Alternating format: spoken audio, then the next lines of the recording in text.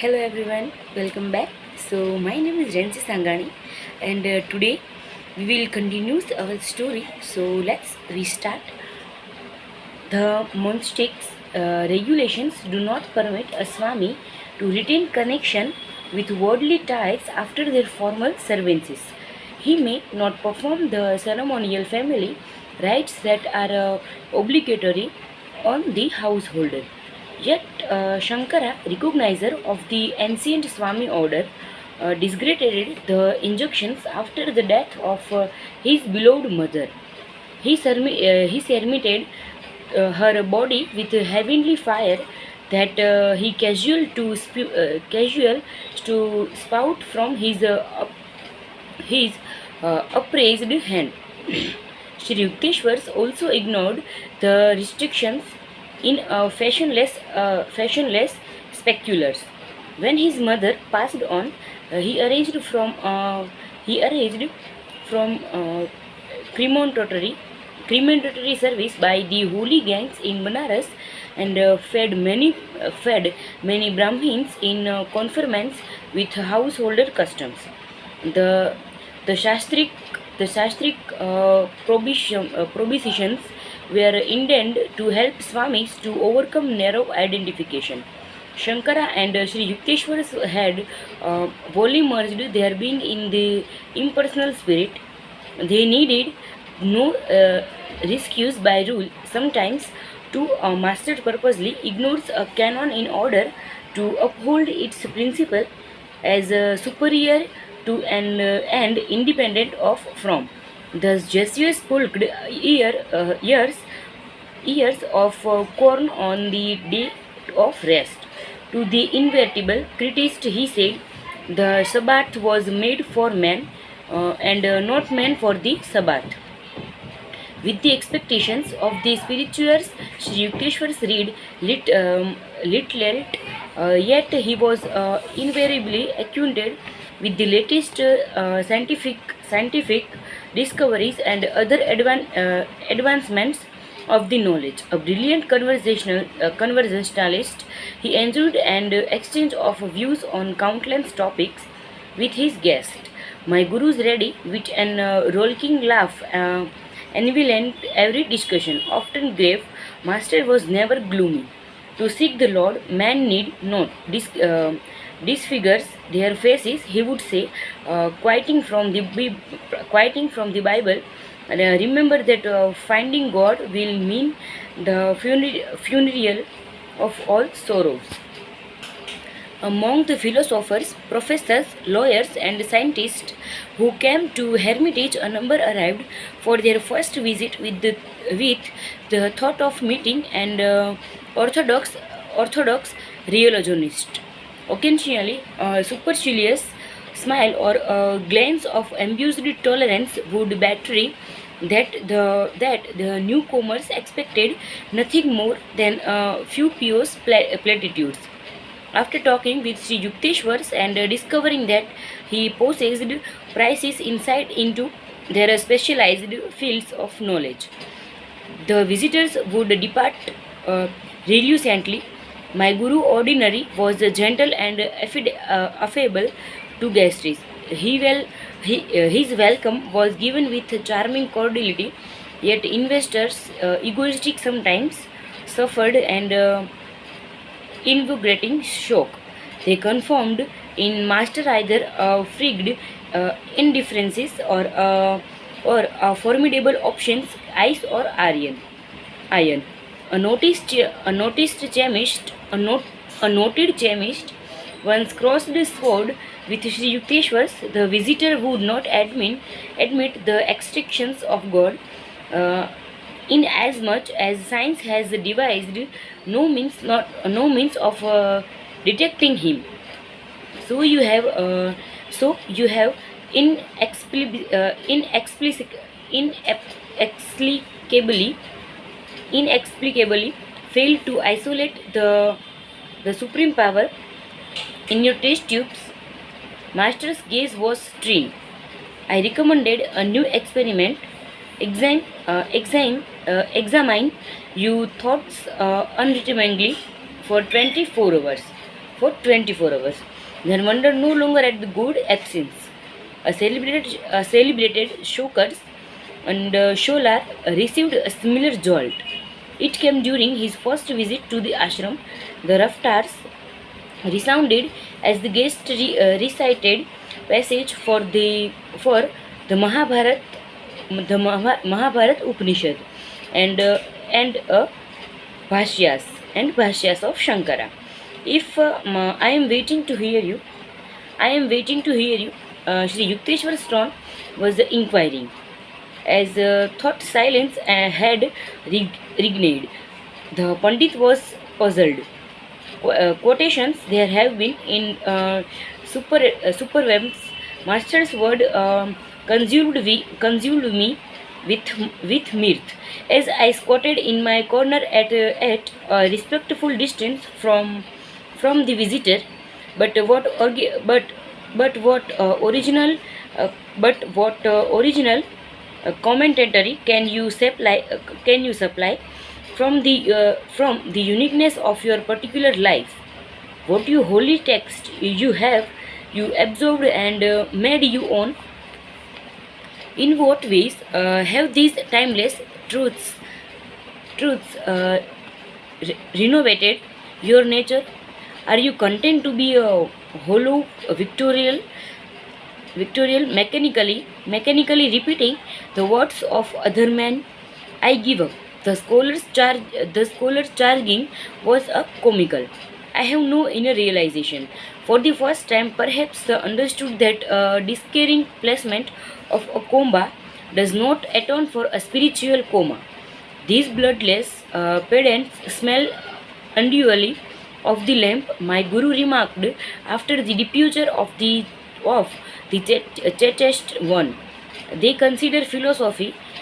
They consider philosophy to be a gentle, in, gentle, intellectual setting up exercise. Their elevated thoughts are carefully unrelated either to the crudely of outward action or to any sorging inner discipline. Master stressed one on other occasions the fertility of mere book learning. Do not confuse understanding with a larger vocabulary, he remarked. Scared writings are beneficial in stimulating desire for inward realization. If one stanza at a time is slowly assimilated, otherwise continual intellectual study may result in vanity, false satisfactions, and undeistic knowledge. Sri Yukteswar rated one of his own experience in a scriptural edification. The scene was a forest hermitage in eastern Bengal, where he observed the producer of a renowned teacher, Dabru Balau. His method, at once simple and difficult, was common in ancient India. Dabru Bawal, Balau, sorry, Dabru Balau had gathered his disciples around him in the surveillance solitudes. The Holy Bhagavad Gita was open before them. Satisfactorily, they looked at one passage for half an hour and then closed their eyes. Another half hour slipped away. The master gave a brief comment. Uh, motionless, they meditated again for an hour. Finally, the Guru spoke. Do you now understand the Sansa? Yes, sir. In the group, venture is a assertions. No, not only. Seek the spiritual vitality that has given these words as the power of rejuvenate India century after century. Another hour passed in silence. The master dismissed the student and turned to Sri Yukteswar. Do you know the Bhagavad Gita? No, sir, not only. Thought my eyes and mind have run thoughts. It's a page many times. Hundreds have replied to me differently. The great sage smiled at master in blessing. If no business and if one busies himself with an outer display of a spiritual wealth, what time is left for silent inward diving after the priceless pearls? Hundreds have replied to me differently. The great sage smiled at masters in blessing. If one business himself busies himself with an outer display of a spiritual wealth, Sri Yukteswar directed the study of his own disciples by the same intensive method of point dance. Wisdom is not a wisdom is not assimilated with the eyes, but with the atoms. He said, when your convictions of a truth is not merely in your brain but in your being, you may differently and diffidently vouch for its meaning. He discouraged any tendency a student might have to consider book knowledge a necessary step to a spiritual realization. The rishis wrote in one sentence profundities that contentment scholars busy themselves over for a generation. He said endless literally and controversy is for scholard minds. What more quickly elaborating thoughts than God is? Nay, God. But man does not easily return to simplicity. It is seldom God for an enthusiastic, but rather learned proposites his ego is placed, that he can grasp such eruditions. Men who were pridefully conscious of their wealth or worldly positions were likely, in master's presence, to add humility to their other possessions. No one occasions a local magistrate requested an interview at the seaside hermitage in Puri. The man who was reputed to be ruthless had it well within his power to dispose us of the ashram. I mentioned this fact to my guru, but he seated himself with an uncompromising air and did not rise to greet the visitor. Slightly nervous, I squatted near the door. Sri Yukteswar failed to ask me to fetch a chair for the magistrate, who had to be content with a wooden box. There was no fulfillment of the man's obvious expectations that his importance would be ceremoniously knowledgeable. Metaphysical discussions ensued. The guest burdened through mysterinations of the scriptures as his accuracy snake in his eye rose. Do you know that I stood first in MA examination? Reason had forsaken him, but he could still shout, Mr. Magistrate, Mr. Magistrate, you forget that this is not your count room, your courtroom. Master replied evenly. From your childish remark, one would Mr. Magistrate, you forget that this is not your courtroom. Master replied evenly. From your childish remarks, one would surmise that your college career had been unremarkable. A university degree, in any case, is not related to Vedic realizations. Sons are not produced in batches every semester like accountants. After a student silence, the visitors laughed heartily. This is my first encounter with a heavenly magistrate, he said. Later, he made a formal request, couched in the legal terms that were even evidently a parcel of his being, to be accepted as a probationary disciplines. On several occasions, Sri Yukteswars, like Lahiri Mahashayas, discouraged unripe students who wished to join the Swami orders to wear the ochre robe when one leg god realization is misleading to society. The two masters said, forget the outward symbol of a renunciation, which may injure you by incurring a false pride. Nothing matters except your steady daily spiritual advancement. For that, use Kriya Yoga. In measuring the worth of a man, a sant employs an invariable creations, one fare different from the shifting yardsticks of the words humanity, so vegetate in its own eyes, is seen by a master to be divided into only two classes: ignorant men who are not seeing God, and wise men who are. My guru personally attended to the details connected with the management of his property.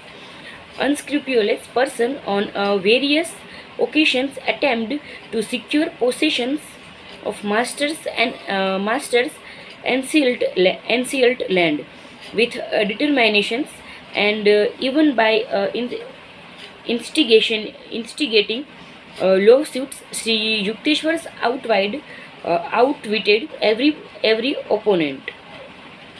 He he he underwent he he underwent this painful experience from a desire never to be a begin guru, or a burden on his disciplines. His financial independence was one reason why my alarming outspoken master was innocent of the cunings of diplomacy. Unlike teachers who have to filter their supportness, my guru was impervious to the influences, open or subtle, of others' wealth. Never did I hear him ask or even hint for money for any purpose. His hermitage training was a for all given for all disciplines. A court deputy arrived one day at Serampur Ashram to survey a legal summunance. A disciplines named Kanai and I unshared the main into master's presence. The offer's attitude toward Sri Yukteswars was offensive. It will do you good to leave the shadows of your hermitage and breathe the honest air of a courtroom, he said contemptuously. I could not contain myself. Another word of your insolence, you will be on the floor. I advanced threatening. I advanced threateningly. Kanai also was shouting at the deputy, you words, dare you bring your blasphemies into this scared ashram? But master stood protestingly in front of his abuser. Don't get excited over nothing. This man is only doing his rightful duty. The officer, dazed at his wearing receptions, respectfully offered a word of apology and sped away. Amazing! It was to find that a master with such a fiery will could be so calm within. He fitted the Vedic definitions of man of God, softer than the flower, where kindness is concerned, stronger than the thunder, where principles are at stake. There are always those in this world who in Browning's words, endure no light, being themselves obscures. Occasionally, an outsider fevered over some imaginary grievance would berate Sri Yukteswar. My my impressionable guru would listen politely, analyzing himself to see if any shade of truth lay within the denunciations. These scenes would bring to my mind one of Master's inimitable observations. Some people try to be tall by cutting off the heads of others. The unfailing composers of a son is impressing and impressive beyond any sermon. Beyond any sermon, he that is slow to anger is better than the mighty, and he that ruleth his spirit than he that taketh a city. I often reflected that my magic sticks master could easily have been an emperor or a world shaking warrior had his mind been centered on a frame or a worldly achievement. He had chosen instead to storm those inner ideal of worth and egotism. Who fall is the high of a man. The sleepless son. Please permit me to go to the Himalayas. I hope in unbroken solitude to achieve continuous divine communion. I actually once addressed these ungrateful words to my master, seized by one of the unpredictable delusions that occasionally assail the devotee. I felt a growing impatience with hermitage duties and college studies. I feebly extenuating circumstances is that my proposal was made when I had known Sri Yukteswar for only 6 months. Not yet had I fully survived his towering stature. Many Helmian live in the Himalayas, yet possess no God perceptions. My Guru's answer came slowly and simply. Wisdom is a better soft from a main of realizations, and that from an intricate mountain. Ignoring Master plain hint that he, and not a hill, was my teacher, I repeated my plela. Sri Yukteswar's vouchsafed no reply. I took his silence for consent. Uh, a precarious but convinced in interpretations in my Calcutta home that evening. I buzzed myself with travel preparations, trying a few articles inside a blanket. I remembered a similar bundle uh, surreptitiously dropped from my attic window a few years earlier. I wondered if these were to be another ill-started fight toward the Himalayas. The first time my spiritual elections had been high. Tonight my conscience smote me at the thought of leaving my Guru.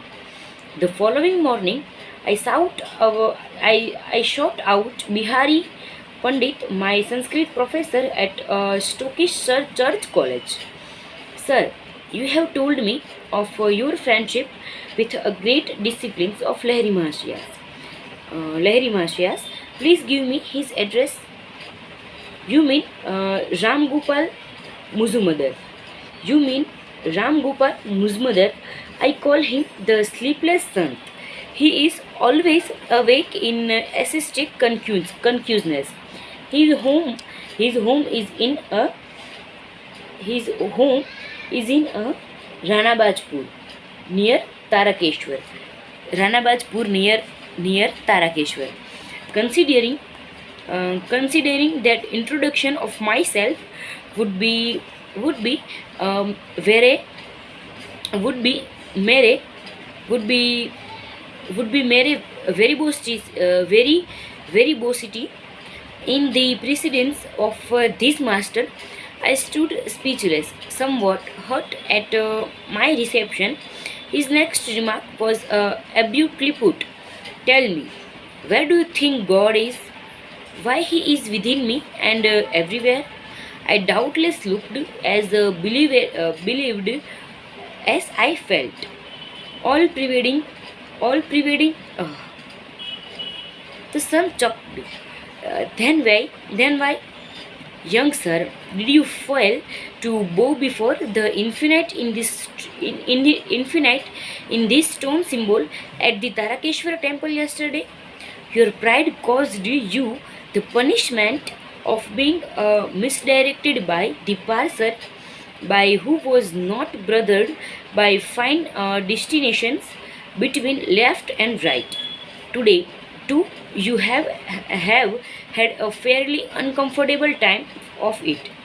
I agreed uh, wholeheartedly, wonderstruck that an omnipresent eye hid within the unremarkable body before me, healing strength emanated from the yogi. I was instantly refreshed in this coaching field. The devotee inclines to this his path to God is the only way, he said. Yoga thought which divinity is found within is a doubtless the highest road, as Lahiri Mahashiyas had told us. But but discovering Lord within, we soon we soon perceives him without. Holy shrines in Tarkeshwars and elsewhere are rightly venerated as a nuclear centrist of spiritual power. The sun's Senuriz's attitude vanished. His eyes become compensatory soft. He bent my shoulder. Young yogi, I see you are running away from your master. He has everything you need. You should return to him. He added, mountains cannot be your guru. The same thoughts that Sri Yukteswar had expressed 2 days earlier. Masters are under no cosmic conclusions to life on mountains only. My companies glanced at me quizzically. The Himalayas in India and Tibet have no monopoly on Sant. What one does not travel to find within will not be discovered by transporting the body hither and yon. As soon as the devotee is willing to go even to the ends of the earth for a spiritual enlightenment, his guru appreciates nearby.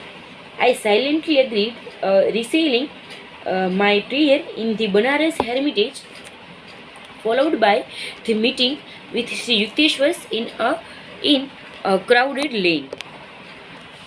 Are you able to have a little room where you can close the door and be alone? Yes, I reflected that this son descended from the Glenarins and general to the particular with disconcerting speed. That is your cave. The yogi bestowed on me a gaze of illuminations which I have never forgotten. That is your scared mountain. That is where you will find the kingdom of God. His simple words banished my lifelong obeisance for the Himalayas in a burning paddy field. I awoke from the dream of mountain and eternal snows. Young sir, your divine thirst is a laudable.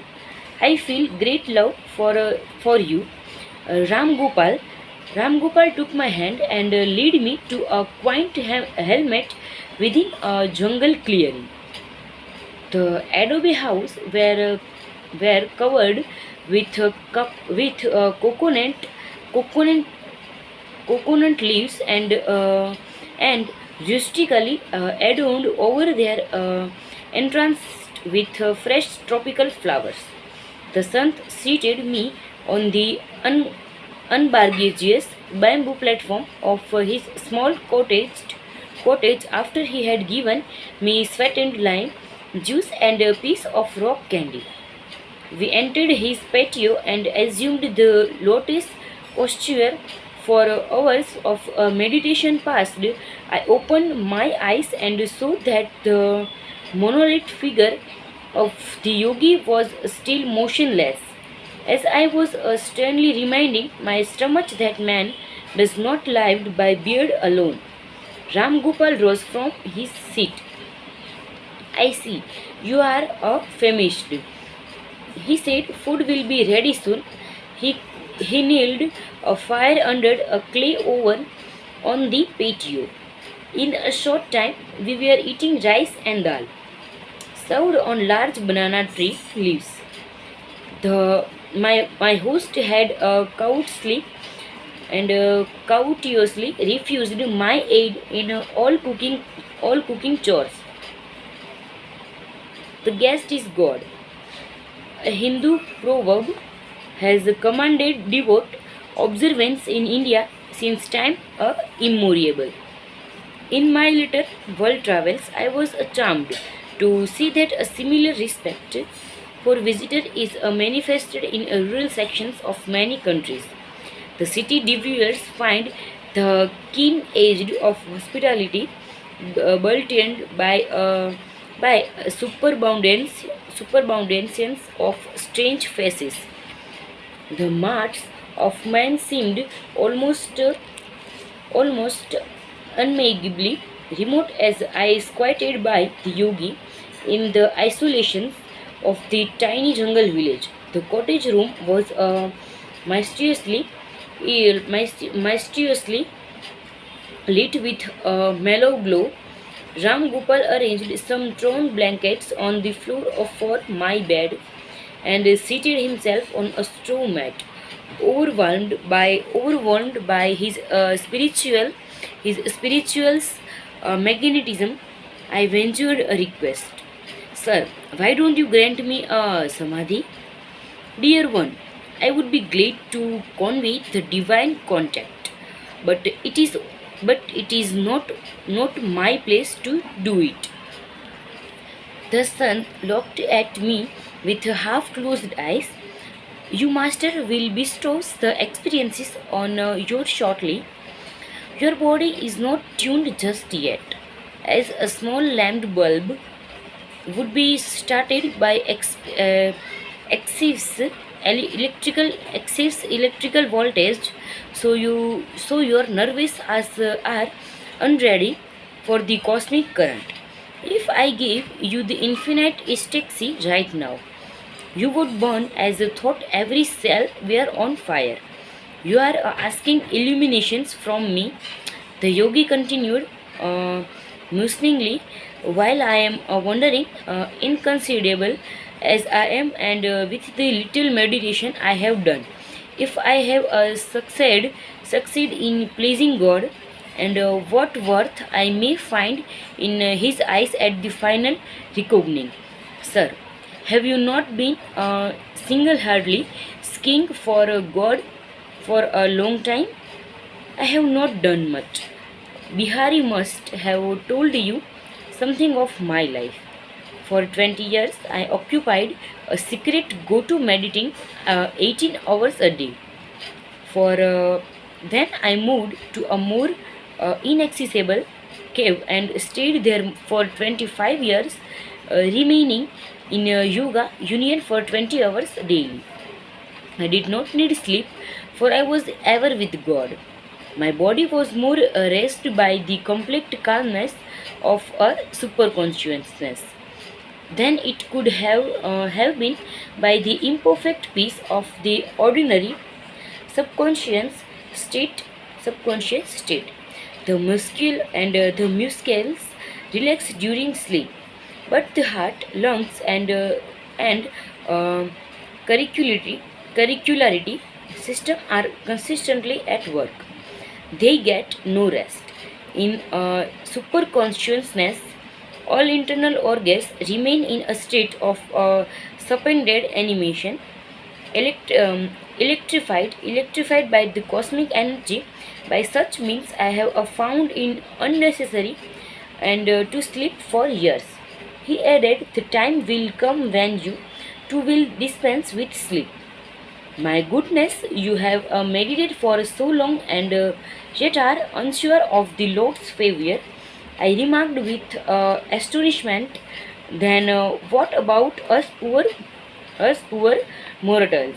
Well done, well, don't you see, my dear boy, that God is entity itself? To assume that one may fully know Him by 45 years of meditation is a uh, rather preposterous expectations.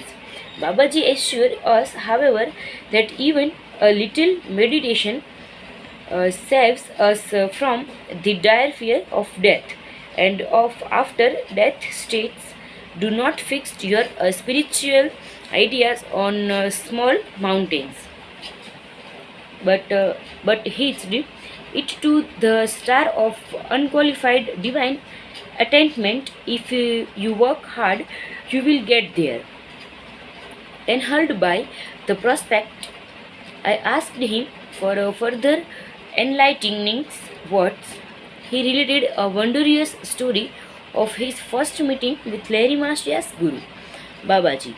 Around midnight, Ram Gopal fell into silence, and I lay down on my blankets. Closing my eyes, I saw flashes of lighting. The vast space within me was a chamber of molten light.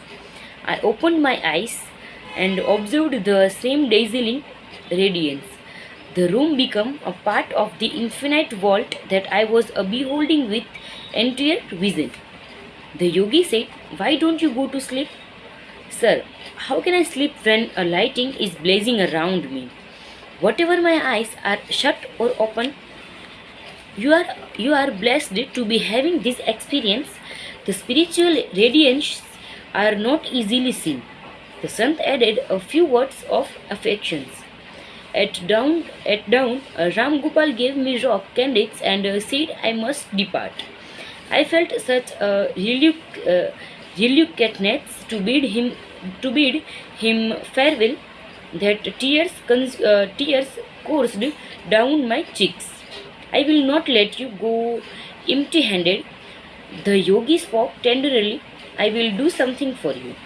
They smiled and looked at me steadfastly. I become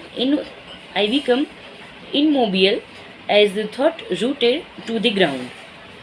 Vibrations of a peace that emanated from the sun filled by my being. I was instantaneously healed of a pain in my back that had been troubling me intermittently for years. Revented bath in a sea of luminous joy, I wept no more. After touching Ram Gopal's feet, I entered the jungle. I made my way, thought is a tropical tangle, and over my paddy fields until I reached Tarakeshwar. There I made a second pilgrimage to the famous shrine, to the famous shrine, and prostrated myself fully before the altar. The rounded stone angled before my inner visions until it became the cosmical spheres, ring within ring, zone after zone, all doored with divinity. I entered happily an hour later for Calcutta. My travels ended not in the lofty mountains but in the Himalayas, presence of my master. And experiences in cosmic consciousness. In cosmic consciousness. I am here, Guruji. Uh, my my shamefacedness spoke more. My shamefacedness spoke more eloquently for me. Let us go to the kitchen and find something to eat. Sri Yukteswar's manner was casual as thought hours and no days had separated us. Master, I must have disappointed you by me and by my abrupt departure from my duties here. I thought you might be angry with me. No, of course not. Worth springs only from they wanted desire. I do not expect anything from other. So their actions cannot be on not be in oppositions to wishes of mine. I would not to use you for my own ends. I am happy only in your own true happiness, sir. One hears of a diamond love in a vague way, but today I am indeed having on a concreted example of it from your angelic self. In the world, even a father does not easily forgive his son if he leaves his parents' business without a warning. But you show now the silent uh, vexations thought you must have been put to great inconvenience by the many unfinished tasks I left behind. We looked into each other's eyes, where tears were a shining, blissful wave filled me. I was conscious that the load in the form of my guru was expanding the limited endeavors of my heart to vast reaches of cosmic love. A few mornings later, I made my way to Master's empty sitting room. I planned to meditate, but my laudable purpose was unshared by dispirited thoughts. They scattered like birds before the hunted. Mukunda, Sri Yukteswar's voice sounded from a distant balcony. I felt as rebellious as my thoughts master always asks me to meditate. I muted to myself. He should not disturb me when he knows why I came to his room. He summoned me again. I remained obstinately silent. The third time, his tone held rebuke. Sir, I am meditating. Now shouted prostingly, I know how you are a meditating. My guru called out, with your mind distributed like leaves in a storm, come here to me. Um, thoughted, thoughted and exposed, I made my way sadly to his side. Poor boy, mountains cannot give you what you want. Master spoke caressingly, comfortingly. His calm gaze was unfathomable. Your heart's desire shall be fulfilled. Shri Yukteswar seldom indulged in riddles. I was believed. He struck gently on my chest above the heart. My body became immovably rooted. Breath was drawn out of my lungs as if by some huge magnet. Soul and mind instantly lost their physical bondage and streamed out like a fueled prising light from my every pore.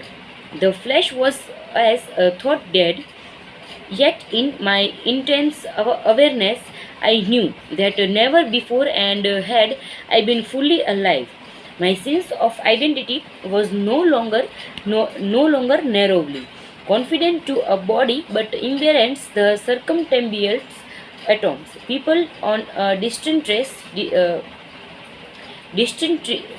streets seemed to be moving gently over my own remote, perhaps periphery, the root of planets and trees.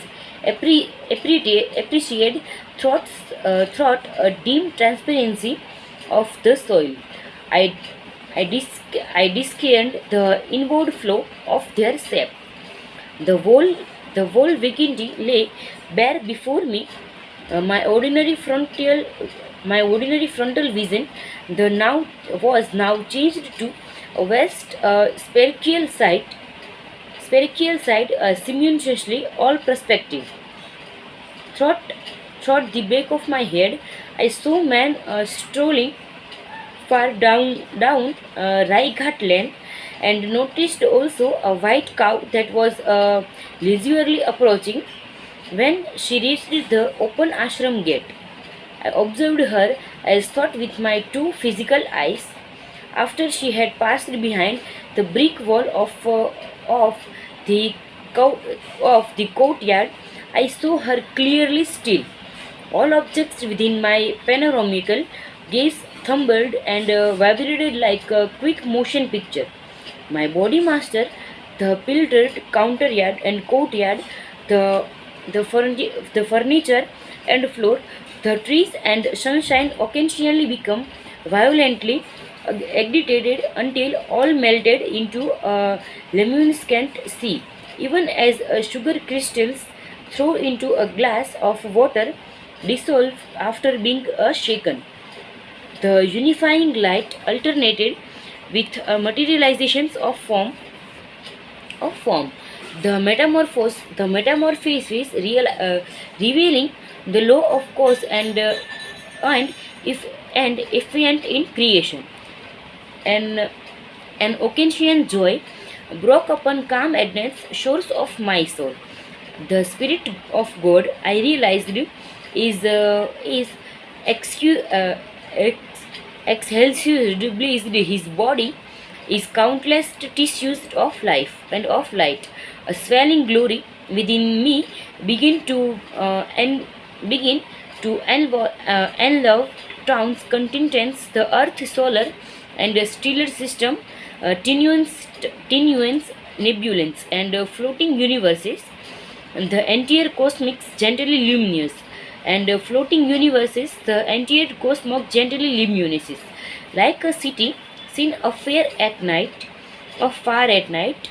gleamed within the infinitude of my being, the dazzling light beyond the sharply attached global outline faded slightly at the farthest edge. There I saw a million radiances, ever undiminished. It was indescribably stable. The palpitatory pictures were formed of grossest light, the divine dispersions of a race pounder from an internal source, blazing into galaxies, transfigures with ineffable areas. Again and again, I saw the creative beams condense into constellations, then resolve into sheets of transparent flame. By rhythmic reversions, sextillions wordlets passed into a diaphanous luster, then fire became a fire mantle. I, con- I cognized the center of the empires as a point of intuitive perceptions in my heart. Iridity, splendor issued from my nucleus to every part of the universal structure. Blissful eremita, nectar of immortality, pulsated through me with a quicksilver like a fluidity. The creative voice of God I heard resoundings as the vibration of the cosmic motor. Suddenly, the breath returned to my lungs with a disappointment almost unbearable. I realized that my infinite immensity was lost. Once more, I was limited to the humiliating cage of a body, not easily accommodative to the spirit, like a prodigal child. I had run away for my Mericrosimens home and had imprisoned myself in a narrow macrocosm. My guru was standing motionless before me. I started to prostrate myself at his holy feet in gratitude for his having bestowed on me the experiences in a cosmic consciousness that I had long patiently sought. It held me upright and said quietly, "You must not get overdrunk with aesthetically. Much work yet remains for much work yet remains for you in the world." Come, let's sweep the balcony floor. Then we shall walk by the gangs. I fetched a broom. Master, I knew I was teaching me the secret of balanced living. The soul must strict over the cosmonics abysses while the body performs its daily duties. When Sri Yukteswars and I set out the later for a stroll, I was still entranced is unspeakable rapture. I saw our bodies as two astral pictures moving over a road by the river whose essence was Sri Light. It is the Spirit of God that actively sustains every form and force in a universal. Yet he is transcendent, transcendental, transcendental and aloof in the blissful, uncreated voice beyond the worlds of a vibrantly phenomena. Master explained those who attained self-realization on earth live a similar twofold, twofold extensive consistently performing their work in the world. They are yet impressed in an irreverent beatitude. The Lord has created all men from the eliminable joy of his being. Thought they are painfully cramped by the body. God nevertheless expect that man made in his image shall ultimately rise above all sin's identifications and renewed with him. The cosmic vision left many permanent lessons. By daily stealing my thoughts, I could win realized from the delusive convincations that my body was a mass of flesh and bones, traversing the hard soil of matters, the breath and the restless time and the restless mind I saw are like storms that lash the ocean of light into waves of material form, earth, sky, human beings, animals, birds, trees, no perceptions of the infinite as one light can be had expected by claiming those as storms. As often as I quieted the two natural thumbnails, I beheld the multitudinous waves of creations melt into into one lucent sea, even as the waves of the ocean, when when a tempest subside serenely dissolve into unity.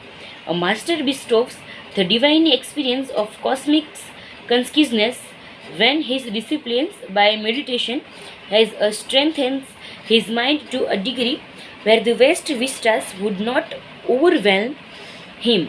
मेरे मेरे मेरे intellectual willingness or open mindedness is not enough. Only educated enlargement of consciousness by yoga practice and devotional bhakti can prepare one to absorb the liberating shock of omnipresence. The divine experience comes with a natural inevitability to the science devotee. His instant craving beings to pull at God with an irresistible force. The Lord, as the cosmic vision, is drawn by that magnetic order into the seeker's range of a consciousness. I wrote in my later years the following poem. It's a samadhi individuum, the conveying a glimpse of its glory. Vanished the valleys of light and shade, lifted every vapor of sorrow, sailed away all down of fleeting joy, gone the dim sensory mirage. Love had health, decided life that pictured this false shadow on the screen of duality. The storm of Maya stilled by magic want to institute deep. Present, past, future, no more for me. but ever present or following I everywhere. Planets, stars, stardust, earth, volcanic bursts of domestic cathedrals, creations moldering furnaces, glaciers of silence, X-ray burning electronics floats. Thoughts of all men past, present to come, every blades of grass, myself, mankind. Each practical of universal dust, anger, greed, good, bad, salvation's lust. I solid transsumed all into a vast occasions or ocean of blood of my own one being.